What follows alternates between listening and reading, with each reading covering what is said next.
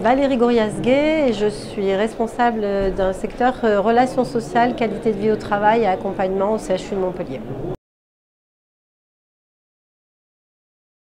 Alors, je suis à Préventica parce que j'ai été invitée et je remercie les organisateurs à participer à une conférence sur la prévention et la prise en charge des violences sexistes et sexuelles au sein des hôpitaux.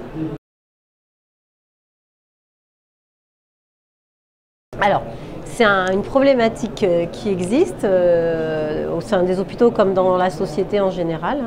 Le sexisme, on en entend parler de plus en plus, les violences sexuelles aussi. La parole se libère et on a aussi une obligation dans la fonction publique à travailler et à prévenir et à prendre en charge ces risques-là. Et aujourd'hui, c'est vraiment quelque chose qui se déploie de plus en plus. Donc nous, on a mené un projet l'année dernière et on a ouvert un dispositif de signalement en 2023. C'est un projet qu'on a co-construit avec tous les partenaires sociaux. Les membres, à l'époque, c'était les membres CHSCT, la direction, la DRH, des gens intéressés sur le sujet à l'intérieur de l'établissement. Et donc ça a été très important, très fondateur pour pouvoir défendre des valeurs, incarner ces valeurs et surtout déployer un dispositif qui soit accessible, visible, confidentiel et aussi qui respecte le rythme de la personne victime.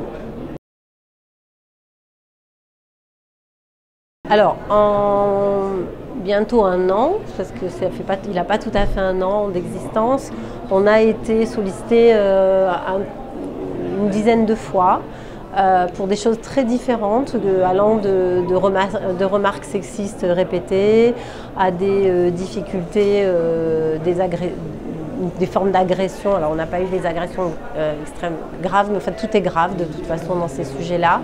Et en tout cas ça a un impact très fort sur les personnes qui sont venues nous voir. Et voilà, on est allé plus ou moins loin dans les répercussions.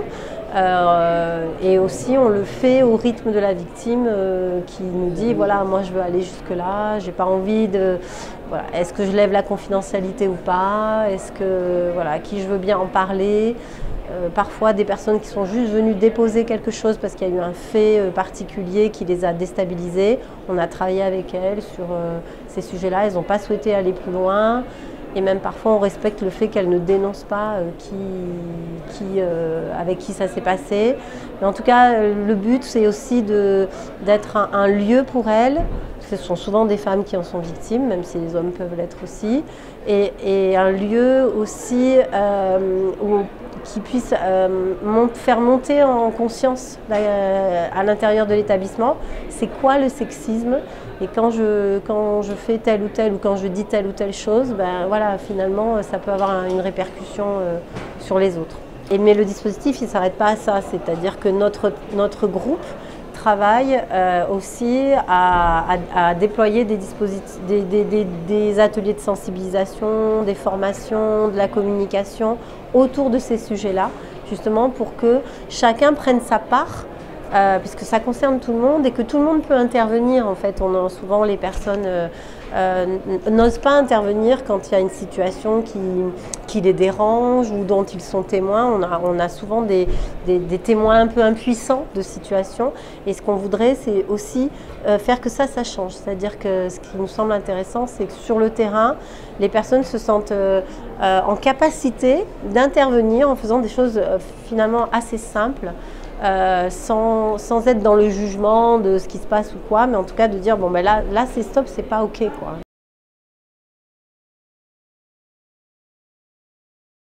Nous on a réfléchi tous ensemble et on a beaucoup réfléchi sur les valeurs qu'on voulait incarner sur ce sujet-là et sur le ton qu'on voulait donner à notre communication. Il y a plusieurs CHU qui ont travaillé sur le sujet. Les campagnes de communication, de sensibilisation sont très différentes. Elles sont très ancrées culturellement.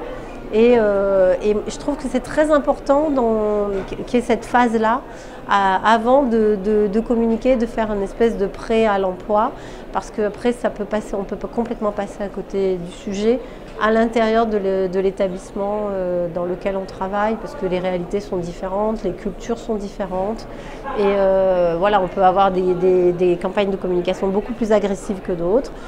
Nous, on a fait le choix d'être moins dans l'agressivité que d'autres, mais plus que certains qui étaient beaucoup plus dans la nuance. Donc voilà, on a fait le choix aussi d'élargir le débat, parce qu'on se rend compte que quand il y a violence sexiste ou sexuelle, il y a souvent, c'est souvent accompagné d'autres types de violences, de type emprise, domination, violence un peu d'agressivité dans la relation en tout cas. Donc voilà, c'est un peu un package, on va dire, des choses qui vont se renforcer les unes les autres. Nous, ça fait qu'1 an de recul sur ce dispositif. On a travaillé pendant 1 an à la création de ce qu'on voulait dire, incarner, faire, organiser. On a encore un gros travail de sensibilisation qui commence là à partir de 2025 et de formation pour pouvoir aussi... on se rend compte que c'est un sujet... les professionnels à l'intérieur de notre établissement sont très à l'écoute sur ce sujet. En même temps, on n'est pas encore dans l'action. Voilà, on voit qu'il y a besoin d'un temps de maturation, en fait. Il y a besoin d'un temps d'intégration de moi, quel est le curseur que je mets individuellement et en même temps, est-ce que j'adhère aux valeurs incarnées collectivement par le dispositif? Ce sont des questions finalement qui rejoignent aussi l'individu. Mais ce qui est important, c'est de se mettre d'accord sur la posture institutionnelle qui est attendue et qui est affirmée pour revenir à la règle et pour dire voilà, ça c'est OK, ça c'est pas OK.